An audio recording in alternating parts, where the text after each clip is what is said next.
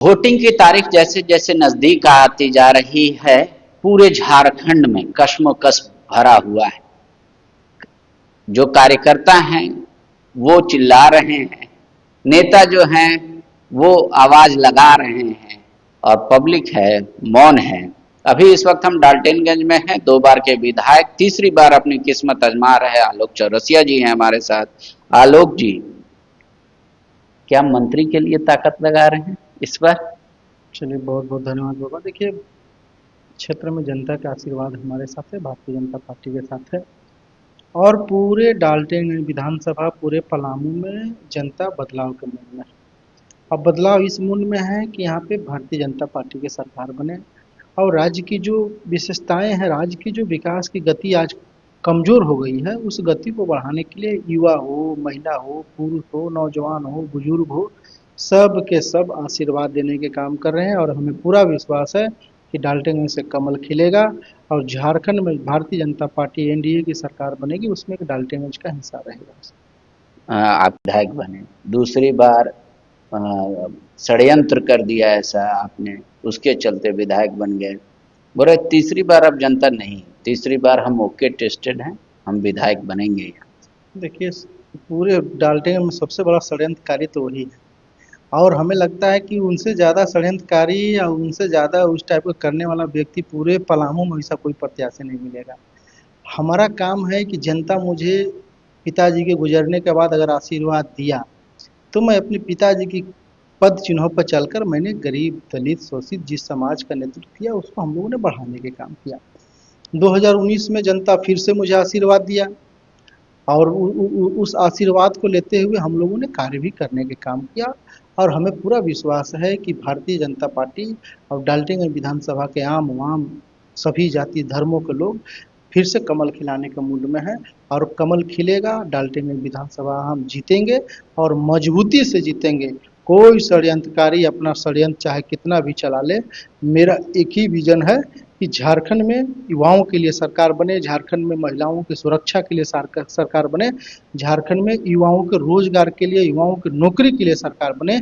इसके लिए भारतीय जनता पार्टी को मदद करने के काम करेगा डाल्टनगंज विधानसभा की जनता, और यहाँ से अपना कमल खिलाने के काम करेगा। इंदर सिंह नामधारी के जो पुत्र हैं वो भी चाहते हैं कि इस बार चुनाव भाग आजमा रहे हैं दिलीप जी। तो दिलीप नामधारी क्या आपके लिए एक टफ कंटेस्टेंट है? देखिए, वो सब ऐसा कुछ नहीं है। वो भी 25 साल यहाँ रह चुके हैं, वो भी 25 साल में जनता की कितना विकास किए, जनता को क्या किए, जनता यहाँ भली भांति जानती है। और स्वाभाविक है कि हर व्यक्ति चुनाव लड़ना चाहता है, हर व्यक्ति जनप्रतिनिधि बनना चाहता है। जनता उसी को आशीर्वाद देता है जो आम जनों से जुड़कर अपना कार्य को पूर्ण करता है। मैं किसी प्रत्याशी पट्टी टिप्पणी नहीं करूँगा। जो व्यक्ति आज चुनाव में आए हैं, वो अपने आजमा रहे हैं। हम भी चुनाव में हैं, हमारा आशीर्वाद जनता के साथ है, जनता का आशीर्वाद हमारे साथ है, और जनता मुझे आशीर्वाद देने के काम कर रही है। लेकिन हेमंत सोरेन जी की रैलियों में जो भीड़ इकट्ठा हो रही है, वो बार बार आप लोग से 1,36,000 करोड़ रुपया का हिसाब मांगते हैं। कह रहे हैं हमने मैया दीदी योजना लाया, हमने 1932 आधारित स्थानीय और खतियान नीति ये किया, सरना धर्म कोड किया, और लोग हमको वोट क्यों नहीं देगा, जबकि हम तो 5 साल सरकार भी नहीं चला पाए। 2 साल कोरोना में चला गया, 6 महीने जेल में, 2.5 साल में इतना काम हुआ है सरकार। देखिए, रोना रोना हर कोई को आता है, और हेमंत सोरेन जी पिछले 5 वर्षों से इस राज्य का मुख्यमंत्री है। बीच में वो अपना कुछ दिन के लिए छुट्टी में चले गए थे, वो भी आप जानते हैं कि किस लिए छुट्टी में गए थे। तो जनता सब जानती है योजनाएं उन्होंने क्या चलाया। 4.5 साल तक उन्होंने कुछ किया नहीं। 4.5 साल बाद जब 4-5 महीना समय बचा, तो उन्होंने मैया योजना लाकर हमारी दीदी बहनों को ठगने का काम किया। मैं आपको बता दूं कि मैया सम्मान योजना से आप अगर गांव में जाइएगा, तो गरीब गुरबा के बीच में जाइएगा, ग्रामीण क्षेत्र में जाइएगा, तो पूछिएगा कि उसका मतलब वहाँ तक पहुँचा ही नहीं। वो भी कहीं न कहीं दलाल बिचौलिया के चुंगल में आकर वो भी बंदर बाट हो गया। वैसे लोगों को मिल गया जो उन लोगों तक पहुँचने का कार्य नहीं किया। तो मैं आपको बता दूं कि आज हेमंत सोरेन जी छटपटा रहे हैं। भीड़ लगना न लगना दिखाने के लिए बहुत कुछ है। आप सीएम है तो हो सकता है कोई लोग देखने के लिए जाएंगे, कोई लोग सुनने के लिए जाएंगे, कोई क्या बोल रहा है उसके लिए जाएंगे। तो पक्ष विपक्ष हर चीज के रैली में जाना आना ये कोई बड़ी चीज नहीं है। लेकिन झारखंड में भारतीय जनता पार्टी के पक्ष में जनता मुंड बना लिया है। संथाल, कोल्हान, पलामू, तमाम ऐसे जो क्षेत्र हैं, जो 24 जिला है, 24 जिला में कमल खिलने वाला है। और हमें पूरा विश्वास है कि जनता का आशीर्वाद भारतीय जनता पार्टी के साथ है और उस पर कार्य होने वाला है। तो एक बात कह रहे हैं, आप लोग पे इल्जाम लग रहा है कि आप हिंदू मुस्लिम, ये टॉपिक आप लोग का फेवरेट टॉपिक है। कह रहे हैं कि ये अभी आप लोगों ने एक नारा दिया है, एक रहोगे तो सेफ रहोगे, बटोगे तो कटोगे। बोले ये क्या तरीका है? वो चुनाव आयोग में केस भी हुआ है ममता जी पे। ठीक है, ये सब नारा कौन लगा रहा है, कहाँ से लग रहा है, इस पर हम डिस्कस नहीं करेंगे। मेरा एक ही विजन है कि हमने 10 वर्षों में किसी जाति धर्मों के प्रति अपना व्यवहार करने का काम नहीं किया। और 10 वर्षों में हमने कभी ये नहीं सोचा है कि आप किस धर्म से आते हो, आप किस धर्म से आते हो। हम जिस धर्म से आते हैं हम उस धर्म को प्रचार करेंगे, उस धर्म के प्रति अपना आस्था रखेंगे, उस धर्म के प्रति अपना विश्वास रखेंगे। और जनता इसलिए, क्योंकि आज बहुत सारे ऐसे दल हैं, बहुत सारे ऐसे लोग हैं जो वोट लेने के लिए, वोट की प्रतिशत को बढ़ाने के लिए कुछ हद तक जा सकते हैं। लेकिन हम देख सकते हैं कि आज भारतीय जनता पार्टी निश्चित तौर पर पूरे प्रदेश में जिस उम्मीद के साथ कार्य कर रही है, बस एक ही लक्ष्य है कि झारखंड के युवाओं को संवारना और झारखंड के युवाओं को रोजगार देना। नारा कौन लगा रहा है, क्यों लगा रहा है, इस पर कोई डिस्कस नहीं। कई लोग देख रहा हूं मैं, जो निर्दलीय प्रत्याशी उम्मीदवार यहाँ पे खड़े हैं वो आपके स्वजातीय हैं, तो क्या उनको वोट कटवा के तौर पे देखा जाए या फिर आपसे नाराजगी के तौर पे देखा जाए? कैसे उस उनको देखा जाए?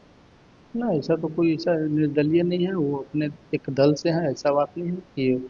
और निश्चित तौर पर आप देखे होंगे कि लड़ने के लिए तो सब अथी है, अधिकार है कि कोई लड़ सकता है, किसी भी दल से लड़ सकता है। आज डाल्टनगंज में भी बहुत सारे ऐसे ब्राह्मण समाज से भी एक दो प्रत्याशी हैं, हमारे समाज से भी एक प्रत्याशी हैं। लेकिन ये कहीं नहीं है, यहाँ सिर्फ लड़ाई, जनता के आशीर्वाद, और यहाँ पे जो भी कार्य हो रही है जनता के लिए की जा रही है। कौन लड़ रहा है, कौन क्या कर रहा है, सबका अधिकार है लड़ने का। मुख्यमंत्री जी कह रहे हैं हम विकास किए हैं, उसी के नाम पे वोट मांगे। मुख्यमंत्री, अच्छी बात है ना कि जनता आशीर्वाद देगी, जनता के समय आ गया है। आप सरकार 5 साल चलाए, हम लोग 5 साल विपक्ष में रहे। अब ये तो परीक्षा की घड़ी है कि कौन जीतेगा कौन हारेगा। जनता के अदालत में हम सब लोग पहुंचे हुए हैं।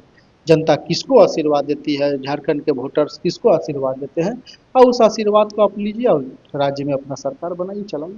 इतना कॉन्फिडेंट हैं आप आलोक जी? सबसे कम उम्र के एक तरीके से आप इतना एक्सपीरियंस्ड विधायक होंगे। 2 टर्म आपने 10 साल विधायकी कर लिया और आपकी उम्र बहुत कम है, तो इतना कॉन्फिडेंट क्यों आ रहा है आप लोगों में?